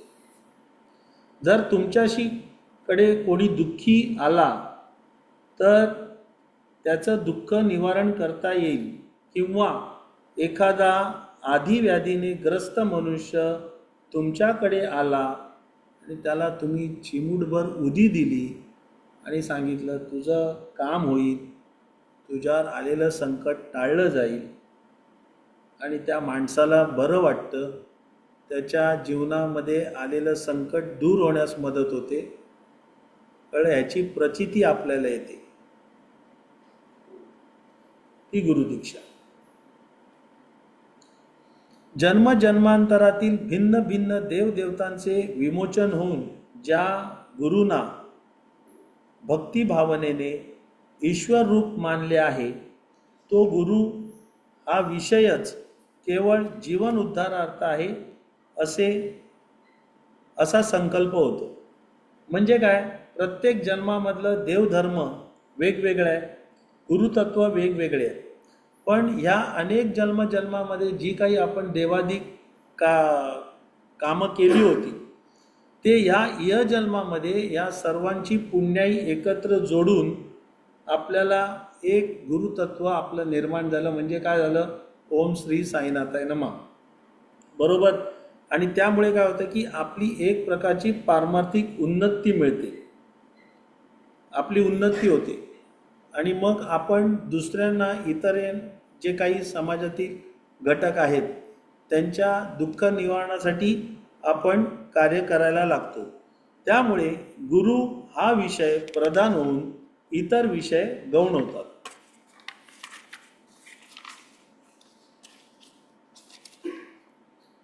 साधनेचे समाधान ऐहिक विषयातून प्राप्त होत नाही. सर्व ऋण मुक्त होऊन केवळ गुरु ऋण शिल्लक राहतात. म्हणजे सर्व ऋणानुबंधामधले जे काही दोष असतील ते सर्व विमोचित होतात आणि गुरु ऋण हे आपलं शिल्लक राहतं. सूक्ष्म बुद्धी सूक्ष्म मन हे सांगतो. सूक्ष्म बुद्धी सूक्ष्म मन कारण देहाशी तदाकार झाल्यानंतर देहिक अस्तित्व विलयास जाऊन कारण देहात जो ईश्वर हा विषय आहे तो देह माध्यमात साक्षात्कार स्वरूपात साकार होऊन एकरूप होतो, ती समाधी अवस्था. पहिलं स्थूल सूक्ष्म कारण हे समजलंय का? स्थूल देह म्हणजे मी सांगितलं, सूक्ष्म म्हणजे मन, सूक्ष्म म्हणजे जे काही मनाने आपलं जे काही आपण विचार करतो ते. तर हा जो गुरु दीक्षा विधी आहे जो भक्तांच्या कल्याणासाठी आपल्याला दिला जातो, तर समाधी अवस्था अनुभवायला येतं म्हणजे काय होतं की जे काही विमोचन झालं आणि ज्या उपासना नामस्मरण साधना आपण व्यवस्थित करायला लागल्यानंतर आपल्याकडे एक पुण्य कर्म सत्कर्म जमा व्हायला लागतं, ज्याला आपण संचित पुण्याई म्हणतो. आणि ही जे काही संचित झालेलं आहे त्याचा उपयोग दुसरे दुःखी कष्टी लोकांच्या जीवनाच्या उद्धारासाठी वापरायला लागतो. त्यावेळेला आपण स्वतःच्या बाबतीमधल्या असलेल्या अपेक्षा लयाला जातात. आपल्या सुखशांती समाधानाबद्दलच्या ज्या अपेक्षा आहेत त्या कमी होतात. दुसऱ्यांच्या दुःख निवारणासाठी आपण कार्य करायला लागतो. अशी जी ज्या वेळेला अवस्था प्राप्त होते त्याला समाधी अवस्था असं म्हटलेलं आहे. लोककल्याणाचे कार्य करीत असता संचित पुण्य संचयाला सिद्ध अवस्था प्राप्त होते व साधक गुरु अंकित होऊन गुरु आज्ञेप्रमाणे कार्य करतो व त्याची जाणीव या देहिक अवस्थेला होत नसते, जे आता मी तुम्हाला सांगितलं. गुरु दीक्षा प्राप्त झाल्यावरती जीवन साकार होते. दोनच आहेत, पटकन संपवतो. कारण आणि महाकारण राहिलेत. या बघितल्यात तुम्ही, उपासना, नामस्मरण आणि गुरुदीक्षा. कारण दीक्षा बघा, या दीक्षेचा लाभ प्रत्यक्ष परमेश्वराकडून होतो. ही दीक्षा प्राप्त झालेला साधक हा परमेश्वर स्वरूप अवतार म्हणून जन्माला येतो. काया वाचा मन देहिक शक्ती आत्मिक शक्ती गुरुशक्ती पंचतत्व हे सर्व एकरूप झालेलं असतं. मनुष्याच्या जन्माचे जे हितसंबंध ऋणानुबंध परत्वे इह जगताशी असतात त्यातून तो मुक्त होऊन ते हितसंबंध गुरु ऋणांशी होतं. म्हणजे आपल्याला या सर्व दीक्षा प्राप्त झाल्यानंतर ही जी कारण दीक्षा आहे त्याच्यामुळे इतकं स्थित्यंतर होतं ना की तुम्हाला तुमचं जीवन हे दुसऱ्यांसाठीच आपण त्याचा वापर करायला लागतो. दुसऱ्यांच्या जीवनामध्ये सुख कसं प्राप्त होईल, त्याची दुःख कशी कमी होतील, या अशा प्रकारे ते कार्यरत होतं. कार्यान्वित झाल्यानंतर जन्म मरण हे कर्म परत्वे न येता इच्छा परत्वे येतं. म्हणजे ह्याचं एक चांगलं उदाहरण म्हणजे संत ज्ञानेश्वर महाराज, बरोबर ना, ज्यांचं थोडंसंच जीवन कार्यकाल होता, त्यांनी ते जीवनात आले, बरोबर आहे. त्यांना पण हाल अपेष्टा भोगाव्या लागल्या, बरोबर ना. मातृपितृ ऋणाला ह्याला पारखं व्हावं लागलं, तरी पण त्यांनी भरीव काम आपल्या या पंथांमध्ये केलं. तर इच्छा जन्मी आणि इच्छा मरण होतं. आत्मिक म्हणजे सूक्ष्म आणि कारण अवस्था या पूर्णत्वाने विकसित झालेल्या असतात. जगाला परिचित व्हावा म्हणून स्थूल देह धारण केलेला असतो, कारण तो करावा लागतो, बरोबर की नाही. अदृश्य स्वरूपात तर करू शकत नाही. स्थूल देह देखील सेवेने सिद्ध अवस्थेत जातो, त्यामुळे पुढील जन्मी देखील देह ही सिद्ध अवस्थेने प्राप्त होतो. म्हणजे इतकी त्या ह्याच्यावरती कमांड येते की पुढच्या वेळचा जो काही देह आहे तोही सिद्ध अवस्थेनुसार त्यांना ते प्राप्त करू शकतात. म्हणजे जसं आपण म्हणतो ना, वासना परत्वे किंवा कर्म परत्वे आपल्याला जन्म घ्यावा लागतो, तसं न होता तो सिद्ध अवस्थेमध्ये, म्हणजे त्यांना एखादं विशिष्ट कार्य करायचं असेल, समाज कल्याणाचं, लोकशांतीचं, तेव्हाच ते जन्म घेतात. मध्यस्थ झाल्याने देह हा कार्यार्थ माध्यम होतो, त्यामुळे मानव कल्याणाचे कार्य घडते. आणि कारण दीक्षा प्राप्त झाल्यावर निराकार अवस्थेकडे वाटचाल सुरू होते. निराकार अवस्था म्हणजे तुम्हाला माहित आहे ना, कोणत्याच अपेक्षा नाही. आता शेवटची आहे महाकारण दीक्षा. या दीक्षेचा लाभ देखील प्रत्यक्ष परमेश्वराकडून होतो. म्हणजे कारण दीक्षा आणि महाकारण दीक्षा या परमेश्वराकडनं प्राप्त होतात. आपण गेलो ते कुठपर्यंत? उपासना, नामस्मरण, अनुग्रह आणि गुरुदीक्षा. ह्या पुढच्या 2 आहेत दीक्षा आहेत, त्या परमेश्वरांकडनं प्राप्त होतात. या दीक्षेचा लाभ देखील प्रत्यक्ष परमेश्वराकडून होतो. साधक परमेश्वराचा अवतार म्हणून जन्माला येतो. जगतात येण्याचा हेतू त्याच्या अधीन नसून परमेश्वराधीन असतो. हे त्याने कधी जन्म घ्यायचा, कशासाठी घ्यायचा, कोणासाठी घ्यायचा, हे सर्व नियंता ठरवत असतो तो. इतकं या दीक्षेचा लाभ आहे. ब्रह्मांड शक्ती ही कार्यार्थ त्याच्या पाठीशी उभी असते, त्यामुळे त्यांच्या माध्यमातून जगत कल्याणाचे कार्य घडते. इतकी ही दीक्षा स्ट्रॉंग आहे. दैहिक स्थितीचे कार्य अगदी बाल्यावस्थेत सुरू होऊन या अवस्थेला पोचलेले सिद्ध पुरुष ब्रह्मलीला दाखवतात. महाकारण दीक्षा पूर्णत्वाअंती सुद्धा निराकार अवस्था प्राप्त होते. तर म्हणजे आपला जो प्रवास आहे, जीव, आत्मा आणि परमात्मा, आता सध्या आपण आत्म्या अवस्थेप्रत पोचलेलो आहे. परमात्मा म्हणजे अजून या पुढच्या दीक्षा सर्व प्राप्त झाल्यावर. त्यामुळे जीवनाचा कसा आता आकार जो होता तो साकार अवस्थेकडे आला आणि या 2 दीक्षांचा लाभ झाल्यावर तो निराकार अवस्थेकडे जातो. गुरु शिष्य एकरूपत्व होतं, निरंजन अवस्था होते आणि नराचा नारायण होतो. म्हणजे आपल्याकडनं सत्कर्म घडतं, लोककल्याणाचं काम मोठ्या प्रमाणात घडतं आणि हे सर्व होऊन जगामध्ये जे आपला उद्देश आहे गुरूंचा, विश्वशांतीकडे जी आपली वाटचाल व्हायला हवी, ती आपल्याला साध्य करता येते. असं ह्या सर्व दीक्षेंचं स्वरूप आहे. थोडक्यात मांडलं आहे. विषय फार मोठा आहे, म्हणजे बराच मोठा आहे. म्हणजे मला वाटतं 7वं किंवा 8वं संमेलन पूर्ण या महाकारण दीक्षांवरतीच आहे. तर अशी अपेक्षा बाळगतो की दोन्ही विमोचन आणि दीक्षा ह्या गोष्टी थोडक्यामध्ये मी तुमच्यापर्यंत पोचवल्यात आणि त्या तुम्हाला समजल्या असतील. आणि एवढं बोलून मी थांबतो. गुरु सच्चिदानंद सद्गुरु साईनाथ महाराज की जय. श्री गुरुदेव दत्त सदानंदाचार्य सच्चिदानंद सद्गुरु श्री पंत महाराज की जय. श्री गुरुदेव दत्त. श्री सद्गुरुनाथ दादा महाराज की जय. श्री गुरुदेव दत्त.